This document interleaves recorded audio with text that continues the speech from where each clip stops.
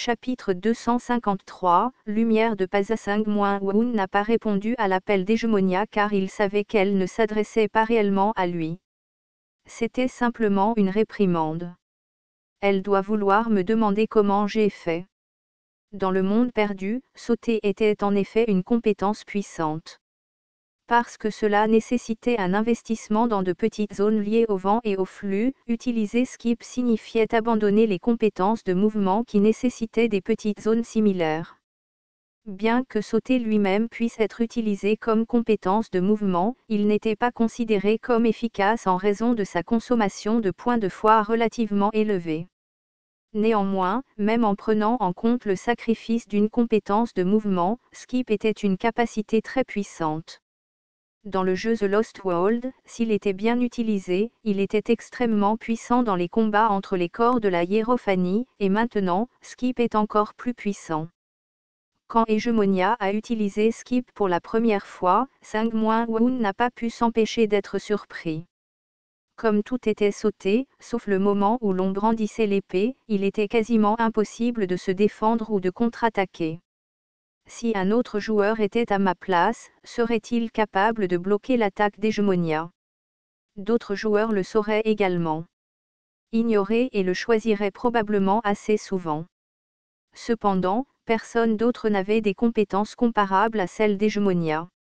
La sagesse préférerait un mage à un combattant, ce qui serait en fait désavantageux face à un combattant. Seule Lim Chun-Sik aurait peut-être une chance en termes de capacité de combat, mais elle serait encore insuffisante. Les autres sont, Woun a rappelé quelques joueurs du monde perdu, désormais inexistants, qui étaient aussi bons qu'Hégémonia. Toute personne moins compétente lutterait contre elle, surtout avec unique domaine, voire en sa possession. Même le balancement d'une épée qui n'est pas sautée ne prend qu'un instant. L'observer et le bloquer est impossible. Malgré cela, Woun avait réussi à bloquer les attaques d'Hégémonia à plusieurs reprises. Finalement, il a contre-attaqué et tué le cheval d'Hégémonia. Ce n'est pas une perte significative de capacité, mais sa mobilité et l'efficacité de ses points de foi liés au mouvement ont dû avoir considérablement diminué, et la capacité gênante de provoquer le malheur a également disparu. Hégémonia marchait lentement. Le chevalier en armure rouge chauffée passait entre des arbres courts de quelques mètres de haut, et la chaleur à elle seule enflammait les environs. Le chemin de l'encolère n'était que flamme, et rien d'autre que des cendres ne restait dans son sillage. De loin, là où d'autres observaient la bataille des dieux, des cris de chagrin suite à la mort de Kazaa pouvaient être entendus. Woun baissa les yeux sur Hégémonia. Peu importe la force d'un corps de hiérophanie comparé à celui des êtres mortels et la façon dont les processus de pensée accélérés comprenaient les sensations reçues, avec l'ajout de skip, prédire et bloquer l'attaque de l'hégémonie était impossible. Par conséquent, Woun avait bloqué l'attaque d'Hégémonia avant de la voir. L'attaque après un saut serait la distance la plus courte, mais elle ne le ferait pas. Woun savait que l'hégémonie disposait encore de nombreuses ressources de foi. L'hégémonie dissimulait une profonde colère à travers son silence. Mais Woun connaissait bien Hégémonia, en particulier son style de jeu, peut-être même mieux qu'Hégémonia elle-même. Vous seriez plus calme que quiconque en ce moment. Cela a réduit les approches potentielles pour l'attaque d'Hégémonia, en particulier celles impliquant Skip et Space Cut. Les options permettant à Hégémonia d'infliger un coup substantiel à Woun étaient limitées. Non. Hégémonia doit penser qu'elle doit me frapper solidement pour prendre le dessus. Il n'est donc pas nécessaire d'insister pour une attaque mortelle. Ainsi, lorsqu'Hégémonia a disparu à l'aide de Skip, Woun s'est immédiatement retourné. L'hégémonie était là. Au lieu d'un Space Cut, Hégémonia, plus proche, tentait de frapper Woun avec son poing droit. Bien sûr, cette attaque ne me fera pas beaucoup de mal, mais elle me fera tomber au sol. La décision qui suit est claire. Même sans utiliser Skip, un Space Cut dirigé vers le sol à cette distance m'engloutirait alors que je serais coincé. Ainsi, Woun avait déjà anticipé cela avant qu'Hégémonia n'apparaisse derrière lui. Il attrapa la main droite d'Hégémonia. Même si elle portait un corps de hiérophanie en armure, Woon savait qu'Hégémonia était très surprise. Je vous ai compris. Il était important qu'un joueur attrape le corps de hiérophanie d'un autre joueur. En raison des interférences entre les divinités, le corps capturé de la hiérophanie ne pouvait plus utiliser ses compétences de mouvement ou sauter. Lorsqu'elles étaient trop proches l'une de l'autre, Hégémonia passa tardivement à l'épée dans son autre main. Pendant ce temps, Woon avait déjà enfoncé son épée. Une lumière explosa. En raison du recul de l'explosion massive, Woon n'a pu que le regarder lâcher Hégémonia, qui a été jeté. Mais cela n'avait pas d'importance. Hégémonia a craché de la lave comme un volcan en éruption pendant son vol, qui a englouti plusieurs bâtiments dans les ruines de Ras d'Azil, et Hégémonia, tombant, a roulé au milieu de l'air pour reprendre sa posture.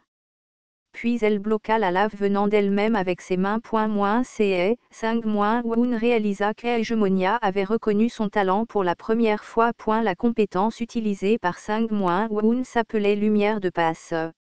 Il était supérieur à Space Cut en termes de pouvoir destructeur et plus facile à créer en combinant diverses petites zones. Cependant, son coût plus élevé et un défaut critique en ont fait une option moins choisie par les joueurs. Lumière de passe est une bonne compétence, mais elle a toujours un délai moins. Pas étonnant que ce ne soit pas populaire.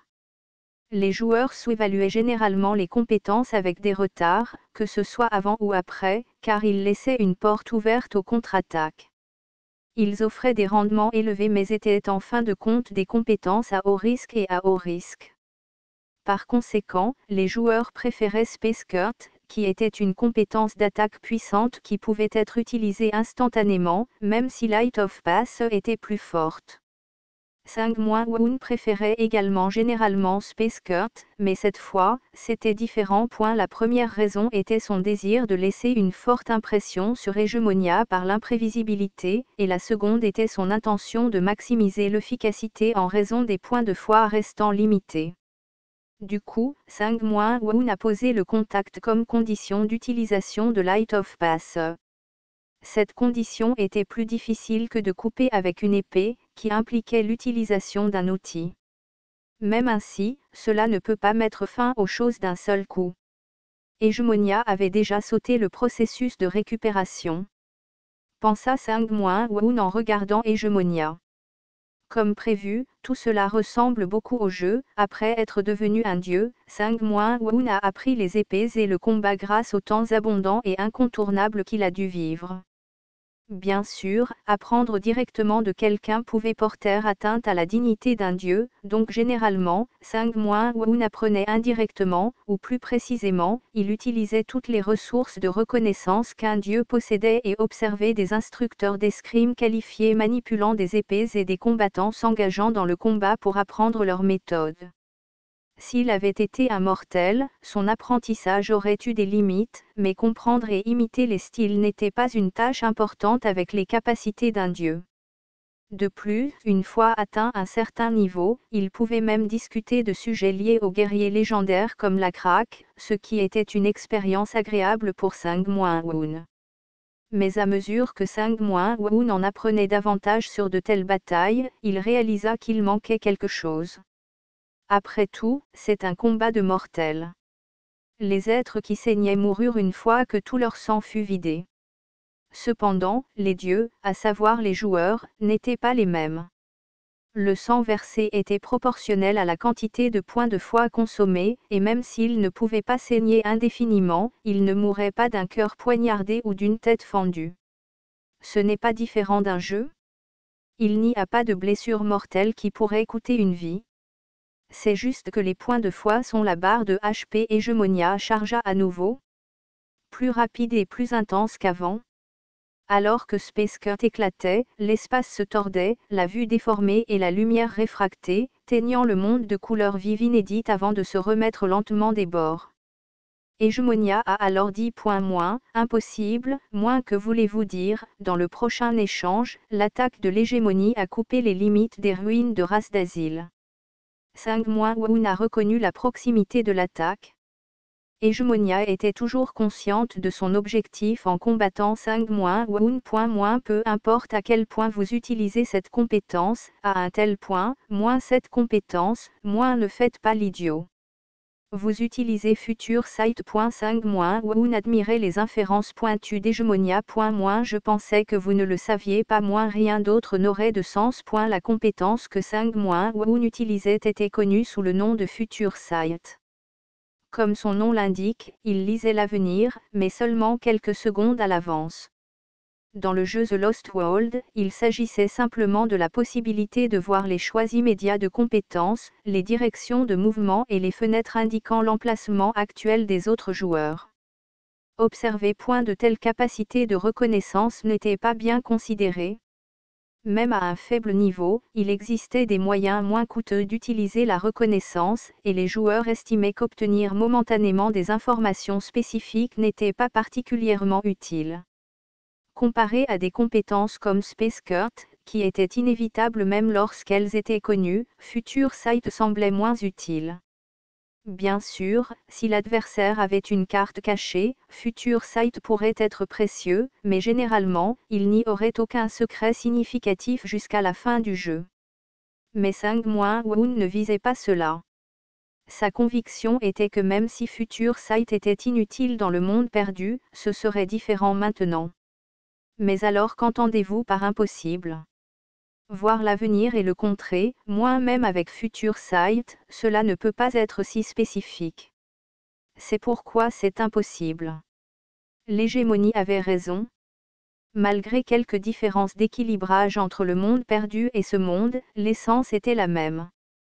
Future Sight ne pouvait que préciser quelques-unes des intentions de l'adversaire, sans fournir une image claire de l'avenir.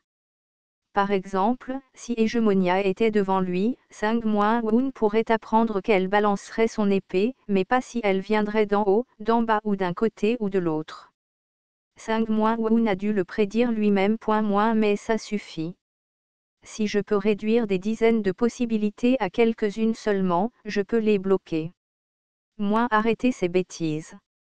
Hégémonia a balancé son épée, et 5-Woun l'a facilement parée. Il avait déjà vu la trajectoire. C'était si parfait que 5-Woun pouvait le parer parfaitement. La réplique d'Hégémonia impliquait que si 5-Woun l'avait réduit à quelques possibilités, il aurait dû être touché au moins quelques fois parmi les dizaines d'affrontements. 5-Woun n'était pas d'accord. J'ai choisi Future Sight plutôt que les compétences défensives car c'est plus proche du jeu auquel je jouais mieux avec Future Sight. Tout est devenu plus simple, et tour à tour, la relation entre chaque situation et les actions de 5-Woun est devenue plus claire. Des éléments tels que les coups de poing légers, les grappins, les combos et les finisseurs n'étaient qu'un moyen systématique d'organiser les informations sur le niveau de risque qu'ils comportaient, les actions contre lesquelles et quelle action était la plus rapide, ce qui les rendait plus faciles à comprendre. Une fois ce système maîtrisé, il n'était pas impossible de contrer toutes les attaques de l'adversaire. C'est du moins ce que 5-Woun a compris de sa compréhension du maniement de l'épée. Si je devais me critiquer, révéler d'abord mon corps de hiérophanie était une erreur stratégique. Cela lui a permis de voir mon schéma en premier. Tout avait son rythme, correspondant non seulement au mouvement du corps, mais aussi aux capacités cognitives. Révéler d'abord une compétence qui était mieux cachée et lire son modèle de comportement était un inconvénient.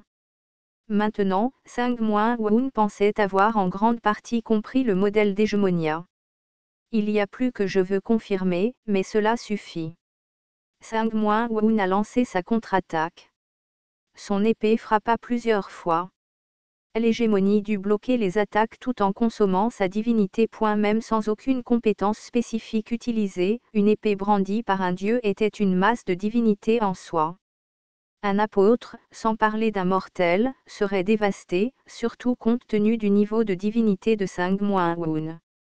Hégémonia a hésité entre se rapprocher ou élargir la distance, et a finalement battu en retraite. 5-Woun savait pourquoi. Elle pense que si elle se fait prendre, elle fera face à une autre puissante attaque. Le souvenir des dégâts subis lors de la proximité a permis à Sang-Moun de prédire plus facilement les actions d'hégémonia. Skip. Mais le schéma est trop clair. L'hégémonie, elle aussi, était agitée par l'assaut incessant. Hégémonia est réapparue, cette fois depuis la gauche de Sang-Moun, là où son champ de vision n'atteignait pas, tentant de perturber le rythme offensif de Sang-Moun. Malheureux, Hégémonia. Cependant, le coup d'épée de Sang-Moun était une feinte. Il enroula son coude autour du poignet avec lequel Hégémonia balançait l'épée et sortit un poignard avec sa main droite, le plongeant dans la poitrine d'Hégémonia. Nous nous sommes trop battus pour que je ne vous connaisse pas. Une seconde lumière de passe a explosé dans l'air.